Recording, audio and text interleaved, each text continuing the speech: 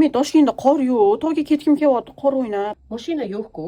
Mashina bo'lsa ham uzoq yo'l, charchab qolasan. deb o'ylagan. Lekin zamindor mehmonxonasidan 3 kunlik tarifini xarid qilsanglar, uyingizdan ishingizlarni tegidan olib ketib, to'g'ri Zominga mehmonxonaga o'zi olib ketar ekan. Oyim bilan kelamiz, zerikib qolamiz deb o'rtog'im ham avvaldan bitta mashina bo'lib, to'g'ri uydan olib ketib Jizzaxga olib bordi. Orada shashlikka to'xtatdi. Farhod shashlikdan обязательно shashlik yeylar, вообще mazali ekan. Ertalab 10 da olib ketdi. Va o'sha obedda biz zamindor dedi. 3 mahal ovqati bo'lgani uchun kelib, сразу joylashib ovqatlanishga kirdik. Hozir sizlarga zamindor mehmonxonasida o'zimizning nomerni room-tur qilib ko'rsatamiz. Такой легкий кофе лечь uchun. Уборная, душ, спальная такая кровать.